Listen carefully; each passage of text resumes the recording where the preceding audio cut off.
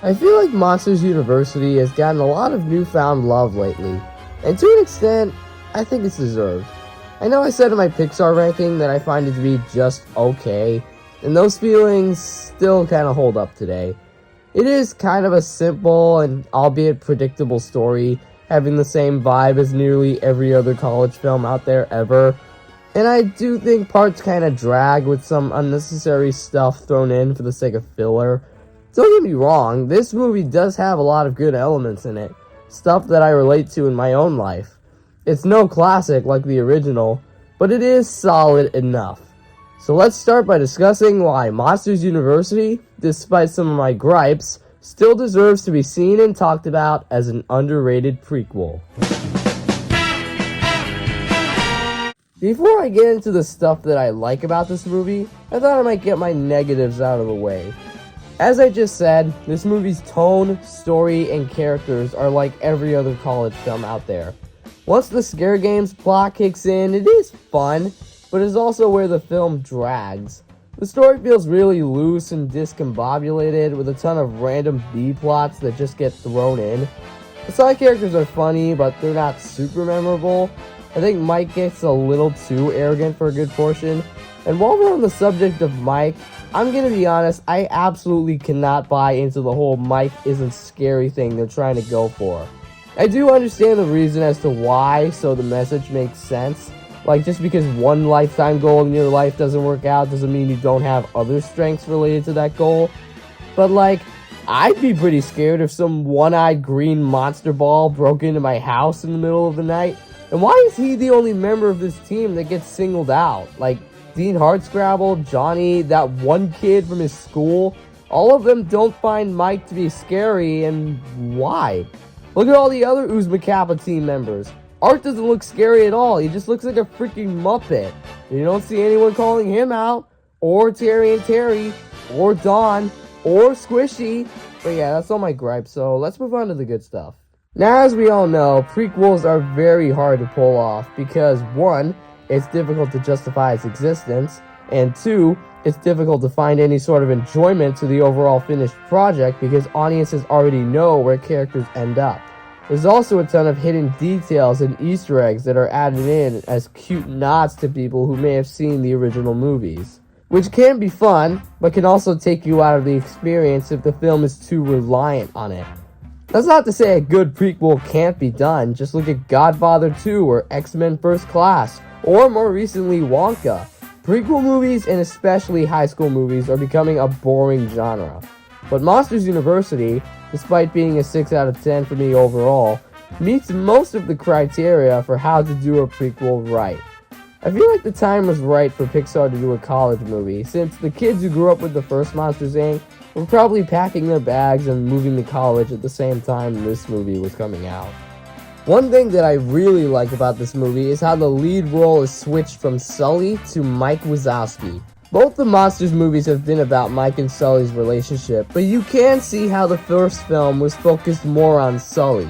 He's the one that goes through the most growth and development throughout that movie. It makes this shift in focus to Mike very interesting, as now we get to see him grow and drive the story forward. I love this change because it allows for a more relatable and down-to-earth plot of Mike trying to prove himself. The first film was a hilarious, action-packed adventure of Mike and Sully trying to get Boo home. This movie, while not as good as its predecessor, tells a more personal story with a message that relates to audiences a lot more, myself included. That doesn't mean Sully is left in the background. He provides the same level of humor and charm that Mike did in the first movie. Both characters are still able to drive the story and make the film overall mostly fun and entertaining. Let's move on to the characters. I personally find the original movie's cast to be more funny and memorable, and while the new characters in this movie aren't quite as memorable for me, They're still very entertaining and work within the setting because being in a university allows for a lot more of a supporting cast that takes you back to your own college years. The Roar Omega Roar team, some of the background characters and the way they talk and move, and especially the Uzma Kappa team, who are consistently hilarious. I especially love how all the returning characters from the original film are meant to serve as a little nod to fans. They don't play it out too far. Randall, or Randy as he's called in this movie, is Mike's new roommate, but he's not focused on that much, because he already had his story in the first movie. Same with other characters like Roz or the Abominable Snowman. They're cute nods that aren't played out to the point of being stale. Every character is given the right amount of screen time. Their personalities shine through, none of them are annoying, it all flows very naturally. Another thing I like about Monsters University is how it doesn't talk down to its audience. Despite some B-plots thrown in, it's a simple coming-of-age story at its center. Despite not being a huge adventure like the first movie, it trusts that its characters and story are interesting enough for audiences to remain engaged. There's no grand adventure to keep kids from falling asleep. It's a simple, non-ambitious story with motivations from the characters that feel clear and messages that all ages, young and old, are able to understand and grasp.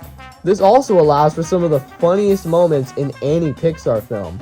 Just like the first Monsters Inc., it keeps its comedic charm fresh and entertaining, including this moment, which my parents and I quote all the time. Mom! Start the car! Start the car! Stop the bar? The car! Start the car! Oh, okay. Now let's talk about the best and most important element of Monsters University, its message. The message in this film is very universal, and is something I feel adults and older teens can be able to connect to. In a world where most animated films' messages are basically you can be anything you want to be, this film shows that sometimes that's not always the case, and that's okay. Mike's journey throughout this movie is especially relatable. He wanted to be a scarer so badly, and he tried his hardest, but it didn't work out. And that's okay, because he found purpose in scaring through his coaching with Sully. Once again, as an adult or older teen, you're able to understand what this movie is trying to say a lot more than kids. I, for one, think there's plenty of people out there who might have had to go through that sense of wanting something that seems impossible. I've always wanted to get a career working as an animator, but there's always that small voice in the back of my mind that thinks I won't be good enough for it. But that's okay, because I know I can find my place in other aspects of animation or filmmaking in general through writing, directing, or even acting, as you've seen in my old videos of me and my family. And that's why this film connects with me a lot more than the previous film. It has a realistic and compelling message that you can apply in your own day-to-day life. And hey, if you're focused on achieving a goal that seems too far away, just do what Mike and Sully did and work yourself up from one job to another. That's what I'm gonna do. So yeah, Monsters University isn't perfect. It has plenty of underrated stuff in it, but unfortunately a lot of that stuff gets buried in the rest of the movie's weak pacing, random B-plots, and just overall mediocrity. The first act is solid, the third act is fantastic. The second act, well, fun, mostly has all the pacing of a snail. But hey, even if I don't adore this movie, I can still admire the many unique and relatable moments that make it overall a decent experience. For Pixar's first ever prequel, it has some problems, but it ain't too bad. It's okay.